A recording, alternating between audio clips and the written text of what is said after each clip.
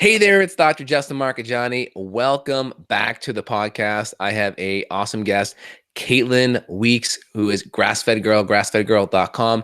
Caitlin's all over Facebook and Instagram and Twitter, has lots of awesome content and recipes, really good info.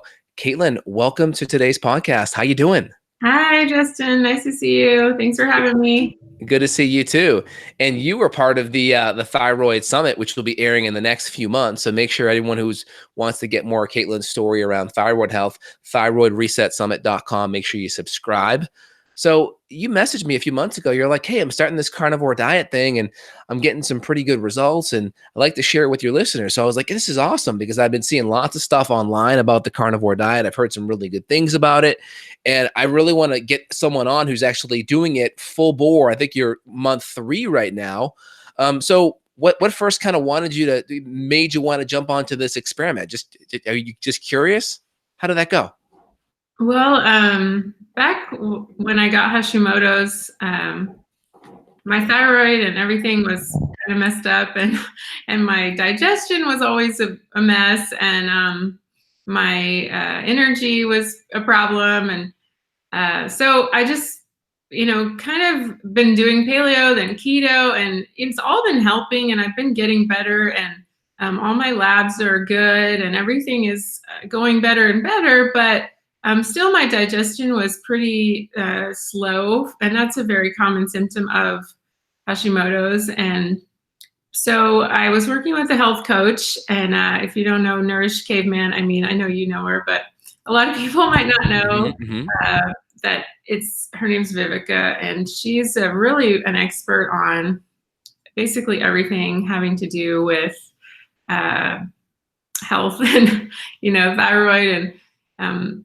thyroid's an important hormone. So she knows a lot about all that kind of stuff. And she just kept telling me to do it. And I was like, ugh, I don't want to hear that, because it's like, keto is pretty extreme in and of itself. And then, I mean, compared to the standard American diet. And then when you say, well, you can't have any chocolate or any, peanut butter or anything, And so I just was like, I don't want to hear that. I don't want to hear that. And then it was funny, about the same time, my sister was starting to do carnivore. And I was like, what? And like, she had 2 babies in a row. And the second one, she basically just never lost the weight of the first one. And then she just got pregnant again with the second one. So she never could really lose the baby weight. And then the second time she lost 20 pounds, I mean, almost overnight. And I was like, what is happening? Like, you didn't even, and I know she didn't work out or anything like that. And so I was like, I mean, not that I even believe in that really, because I know that exercise doesn't really cause weight loss, especially in hormonally challenged women. So anyway, so she had the 20 pounds off, and we were kind of the same. It's hard for us to lose weight. And then so I told her, well, I didn't want to hear from her either. I was like, great, I'm glad it's working for you, but I don't want to hear about it really. Like, I mean, maybe I asked her a little bit, but I was just like, I'm not doing that. That's crazy. I love my vegetables. I love my broths and my soups. And, I'm a big cruciferous fan, and I love my sauerkraut, and I love my Brussels sprouts. Which are all kind of very good, like low sugar type of vegetables anyway. They're very non-starchy anyway. And I love chocolate. I'm a huge chocoholic. So, I mean, of course, no sugar, very low sugar. But I was just like, I don't want to hear any of that. Like, I love my stuff and I don't want to change, Right. And, she said, but slowly with these 2 like in my ear, I was like, all right, well, I'm going to be home for like 3 months, so I'll try it. But first, there was no way I was going to do it for 3 months. I was just going to do it for 30 days. Vivica said, do it for 30 days. I was like, okay, I guess. So I started, and the one thing that kind of got me was like, you can eat all you want. And I was like, all right. I mean, because I hate being hungry, and I don't like counting. I don't like macros. I don't like any of that crap. So I was like, if I don't have to count anything and I could eat until I'm full, or really full. Then there was like, okay, I'll try it. Now you were already coming from like kind of a keto paleo template, right? So you were already doing like most of your carbs were primarily veggies anyway. You ate good fats. Like I think you did grass-fed butter and coconut and all that. You were pretty good with all those good fats, right? Yeah, I mean, I've done that for since 2009. I've been kind of paleo-ish and keto too, because I was always eating kind of low carb because I knew I didn't really tolerate a lot of sugars and all that maple syrup and coconut sugar and all that stuff. It never really agreed with me. So I'd try to keep my fruits down to like berries and stuff like that. So I was always kind of low carb anyway. Your carbs were primarily around like 30 or 50 or so net carbs, like pre-carnivore, right? Yeah, yeah. So I mean, I thought, because I've done keto so many times and like done it really strict and tried to do Mhm. just 20 carbs and so I thought, well, am I going to get the keto flu this time? And because I never got it before, because I would think I was already kind of low carb Right, anyway. So, right. but this time, whoa, I got it. It was bad. Like I had never really had to worry about electrolytes and stuff before, but this time it was like I always feel like I was gonna pass out if I didn't have that salt, and I would keep like a little thing of like Redmond salt with me all the Yes, time, yes. and I Love would that just have salt. to dump it like on my tongue. I mean, it was really, really bad. Like, and I still get that way sometimes. Like, I still have to, like, I'll get this like elbow pain, and then I'll know like, okay, I need my salt, and Wow. I'll just wet my finger and stick it in the salt, Yeah, and then just like lick it because I don't like drinking. Some people make those like electrolyte drinks and stuff, yeah. but I cannot drink if it's in a big salt in a big water. I can't drink it. Like it's so gross. I wake So up every morning with just I do like an 8 ounce or like 4 ounces of water, and I just put the whole bottom a bunch of Redmond's free sea salt, and I just shoot it down real fast. I love Redmond's. It's just one of the best salts there is. I mean, I just prefer it on my tongue. If I know I have to drink this big thing, I'm like, Yeah, ugh. I can't do a big thing. I got to do like on a shot, but yeah, that way works good. And then I'm just curious, can you kind of like walk the listener? So like right now, kind of a day in the life, what does breakfast, lunch, and dinner look like for you? And then did you have to cut a lot of the other fats out, like coconut oil or grass-fed butter? How did you navigate the extra fats that you may have added into?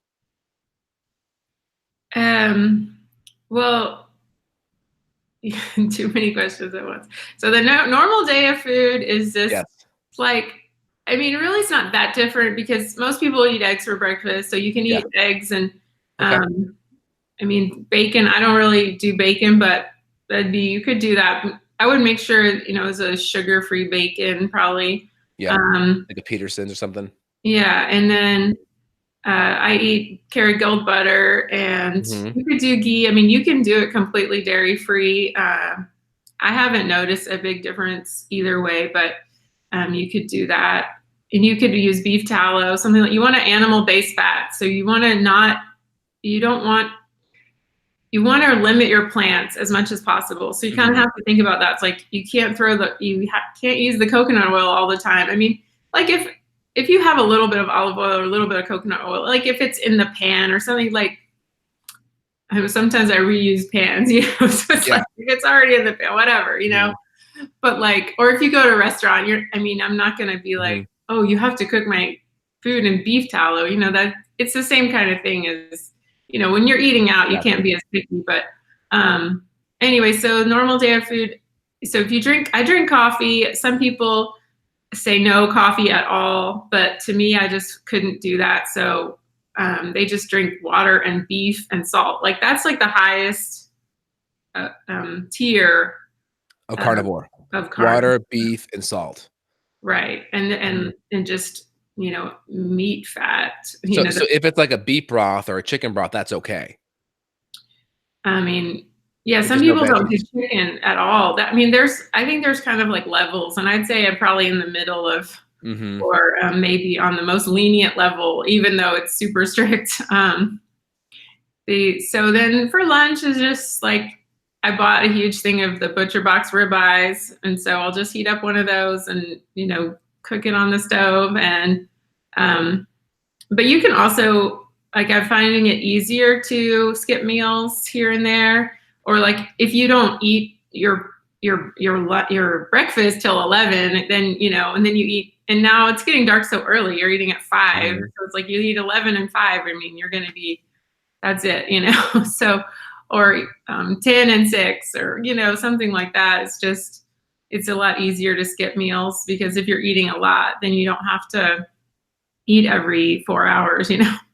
um, so yeah, steak, and then maybe like a hamburger, maybe like a half a pound or even a pound of ground beef at another meal. I mean, that's a really cheap way to, you can get a grass-fed beef at Aldi for $4.50, Yeah. for a pound. So you can, sometimes I'll eat the whole package, and you just making a hamburgers, and just, that's it. I mean, it's super simple, and just like right away, I love the simplicity. You don't have to clean up as much. You don't have as much, all these different, pans and different things to clean up, and you don't have to buy as much. It seems like it'd be more expensive, but vegetables are actually really expensive. So, um, I know, right? And this is a big shift from you because your first cookbook was on the Paleo Mediterranean diet. So everyone listening, we'll put the links for that book below.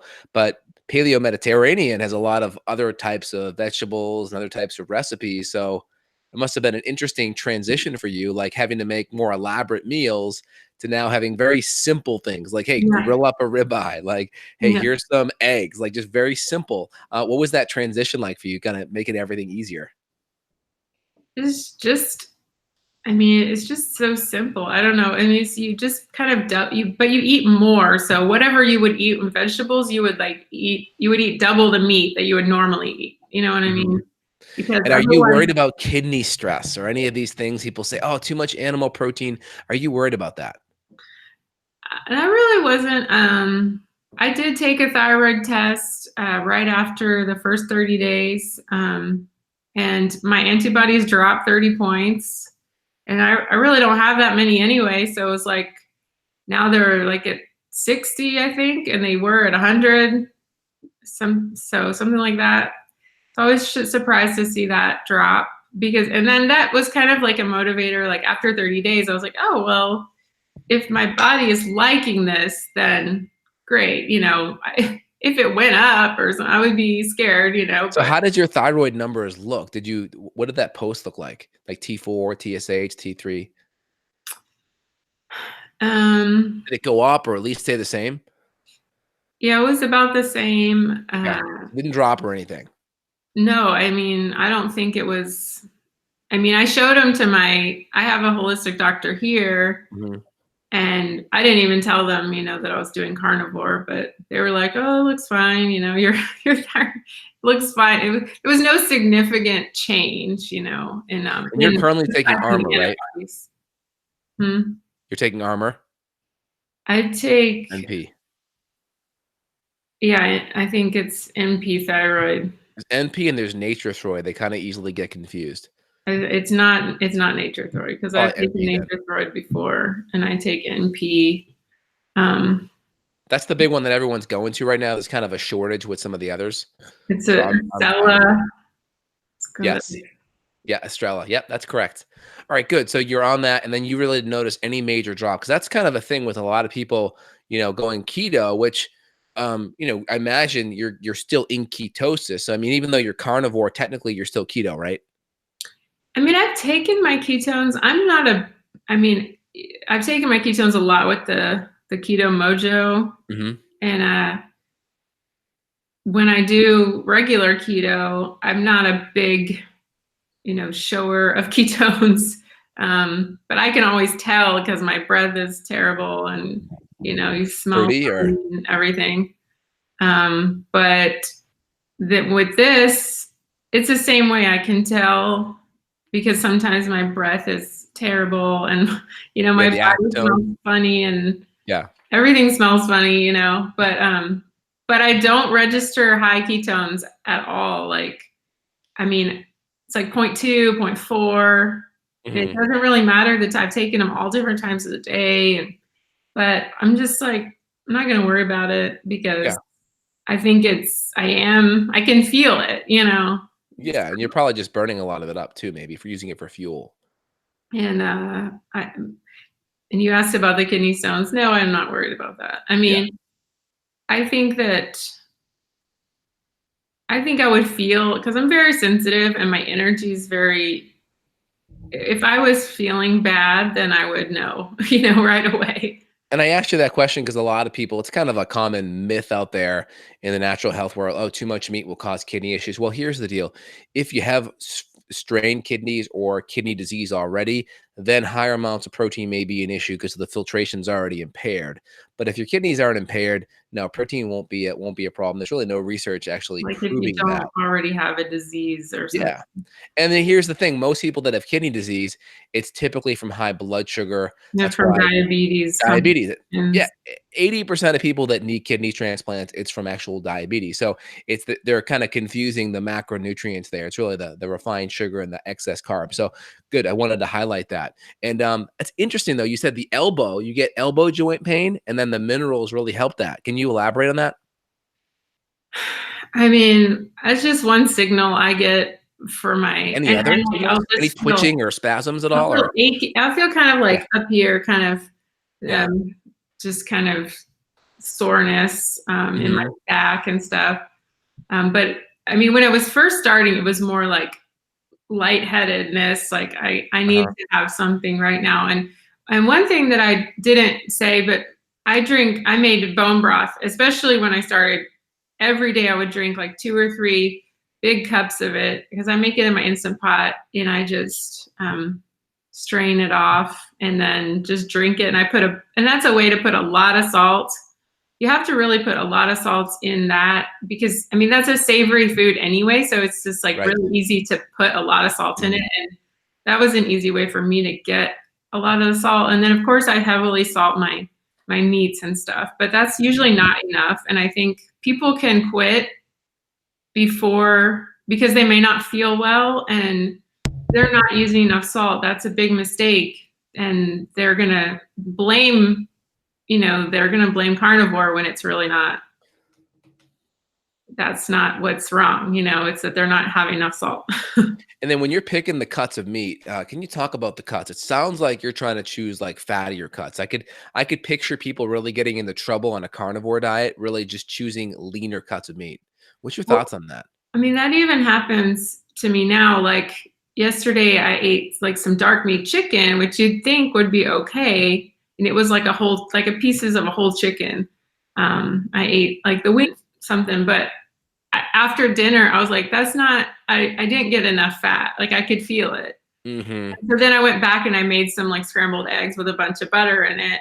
And then I felt fine. So yeah, people really have to get the fattier cuts and cook them in fat. And I mean, like chicken wings are one of my favorite foods because they have so much fat on them. And ground beef is, you really want to get like an 80/20. I know US Wellness sells a Keto. 75/25. And so if you want to order from US Wellness, you can put your link for that. Get a They have a 55-45 from 70/20. them. You can get the keto burger.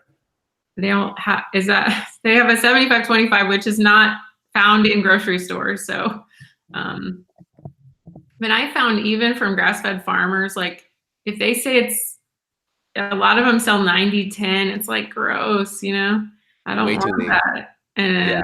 you want at least like an 85/15 with a ground beef. And you can add some butter in it or add some extra fat to it when you're cooking it. If you don't do that, you're not going to feel good at all. I don't just pure and simple. You're not gonna. I mean, you can do roasts and but eat all the fat on it Now, because what's your experience with like, because now you're missing some of the fermented food. So I'm just curious, are you concerned about, oh, I'm not getting the sauerkraut or the fermented cod liver, or I guess you could do fermented cod liver oil, but like, hey, I'm not doing all the sauerkraut or maybe the kombucha. Are you concerned about the fermented side of the fence there? well, I just did a Genova stool test. It's like GIFX, I guess it was called. And they write out, it was funny because, and I've been doing carnivore maybe 2 months then, and one of her comments was like, this is one of the best like microbiomes I've ever seen. And I was like, what? Like, and I mean, this was like my holistic doctor. I didn't tell them that I was doing carnivore because I thought they would tell me not to. So I just like didn't tell them. But I was surprised because you'd think eating nothing but meat, you would have like, you'd be deficient in some strains or something like that. So, I mean, I don't miss the actual foods. It's funny, you'd think you crave this or crave that, but you're so full all the time. You're just like, you don't even think about it. Are you trying to do at least 2 meals a day or so, 2 to 3? Is that kind of where you fall? Like if I know I'm going to have too big, like a lunch, a big, because I'm a really social person, so and especially over the holidays, you have these big things coming up, and I always have lunch with people, and so it's like if I know I'm going out to lunch, then I'll have a small breakfast, or if I'm going to lunch early, then I won't eat breakfast, I'll just have coffee or something. But then if it just depends on the day, so but it has become a lot easier to skip a meal if I didn't feel hungry. And sometimes you're just not hungry at all and you're just like, whatever, and just go. Do you ever get any low blood sugar symptoms at all? Kind of feeling shaky or kind of that jitteriness at all? Sometimes I mean, if you really wait too long, you'll get, too hungry, but 8 hours, 7 hours, is that kind of where that cut 6? What's that cut off for you? It doesn't really happen during the day, but like, let's say I woke up and like I was gonna, like there was a lunch like I didn't eat breakfast and then lunch came on too late, like you're waiting around for lunch and it's like, 1, 2, like if you skip breakfast and so it's been overnight and then all morning, then maybe you could be like, oh, I need to eat something, but that'd probably be the only time because during the day, it's just not, because if you ate lunch, you're not going to be passing out before dinner. No way, Exactly. So that's really cool that you had the stool test done and they saw your microbiome still look good. So the whole idea that you have to get all these extra carbs or resistant starch in there didn't seem to make too much of a difference though with you. No, I mean, I was surprised. I wish I had like recorded exactly what she said. She was just like, this is one of the best ones we've ever seen. I was like, oh my gosh. And then I'm going to do next Monday, I'm doing a food allergy test. So I'm hoping she doesn't say it's a red meat or ground beef sensitivity. I know, right? That's the only concerning part is like you're eating a lot of that. Now, could you rotate between like, fish, fowl, pork, lamb, beef? Like, could you just be more like have more of that variety in there? As long as it's animal, it's okay, right? You can. I mean, some people like if you follow like Jordan Peterson and Michaela Peterson, they're like kind of well known in the carnivore. I mean, they eat like just beef, water, salt, or sometimes. And she had severe autoimmunity that affected her joints. I know we have someone in the chat is asking about that because I see people that have severe ulcerative colitis or autoimmune stuff. They really benefit by just cutting out all vegetable matter. It's like something to do.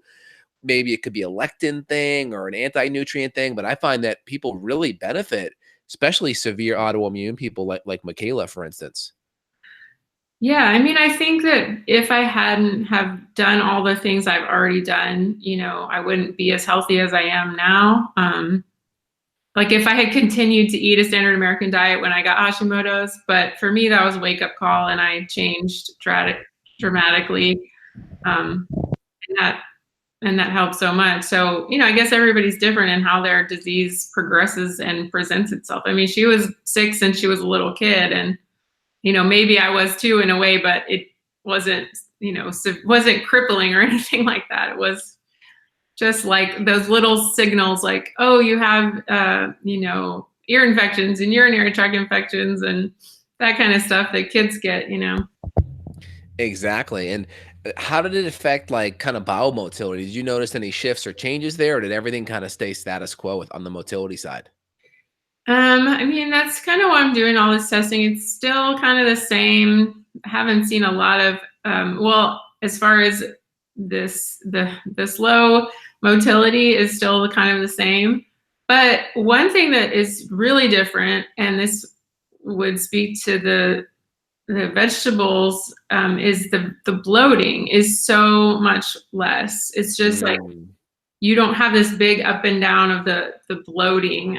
When most women, maybe men aren't as aware of it, but women are always complaining about this big bloating up and down depending on what they ate or how much they ate, or so it's like you just don't have that at all, and that's really nice. And I think that speaks to how hard it is to digest vegetables. And I mean, I always think of things in an ancestral perspective. It's like, if we were hunter gatherers, would we have even had access to these vegetables what we see now, you know? maybe harder. Definitely, maybe harder to get access to all of them for I sure. I mean, mean, maybe we definitely. would have had some foraged greens or Mhm, something like that, but would mhm. we have had a cauliflower like this big and, ate the whole thing and in cauliflower mash, Yeah. a bunch of butter on it, I mean, I just wonder, that's those kind of vegetables. I mean, they kind of seem like agricultural products as well, because Mhm. it's just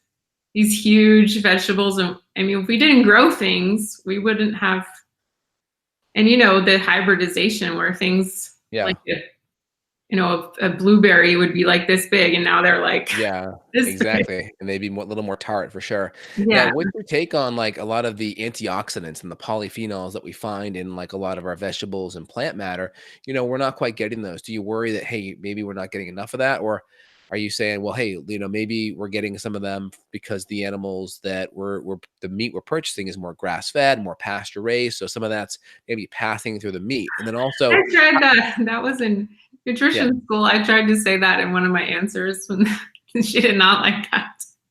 So I was So like, what's your opinion on that? Because I um, mean, there is a lot of antioxidants and compounds that we don't necessarily know about, in plants that are beneficial. But I mean, if it's also there's meat, but there's also organ meat too. So are you trying to get any extra organ meats in there? What's your thoughts on missing some of those antioxidant compounds?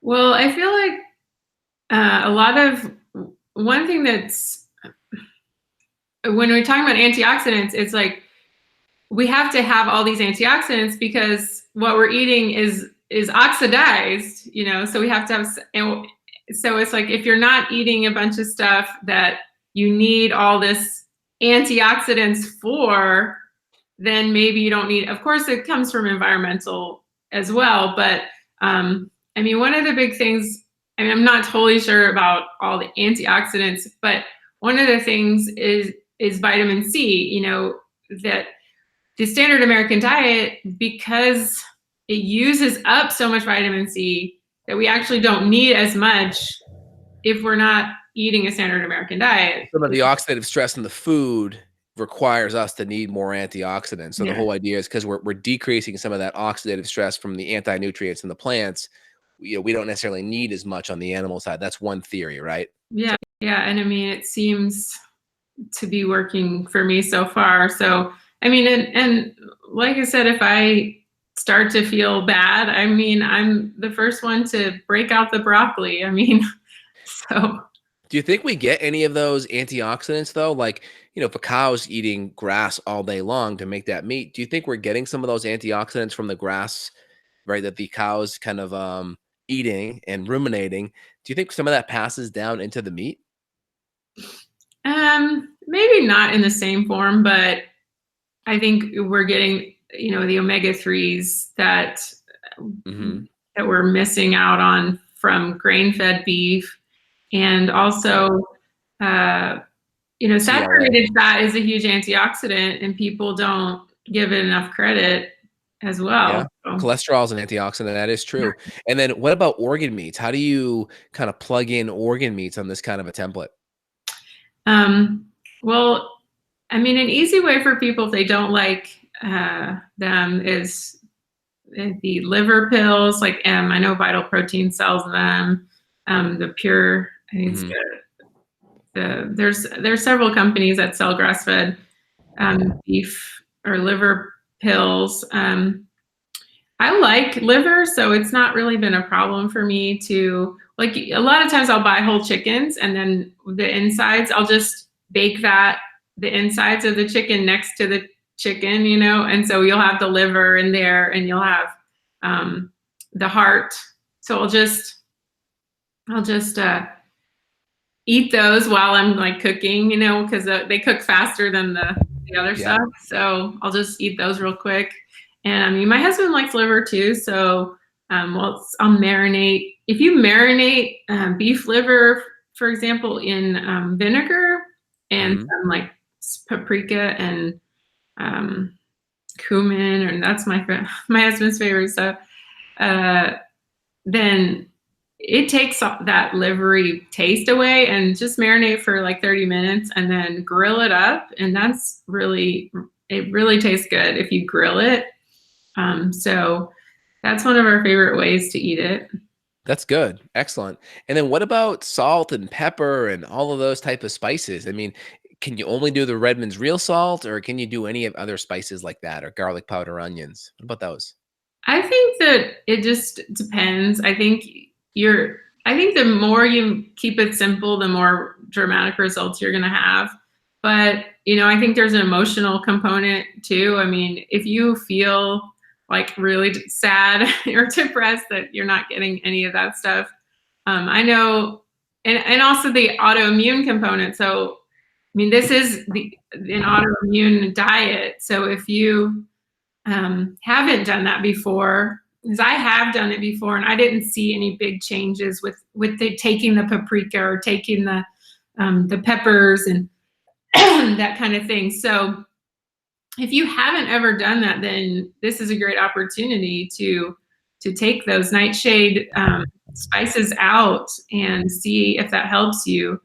But if you've done it and you just want your paprika and stuff, I mean, I'd say keep it to a minimum. Just don't eat, every day, put something, but, primarily use like salt and pepper. And then, every once in a while, if you want to have some chicken wings or something like that. But really, I'd be more worried about all the sauces because they have sugars and things. So like, I don't do a lot of sauces and that kind of thing, because that's going to be adding carbs, especially if you don't use really clean sauces like Primal Kitchen or something like that. It's going to be adding a lot of weird ingredients to your meats. So definitely be careful of that. Totally makes sense. All right, before we wrap up here, Caitlin, is there anything else you kind of want to add to the listeners here or share to the listeners that was impactful on your carnivore journey? Things that you did, things that were huge, things that were impactful, things that we shouldn't do. Anything else you want to highlight?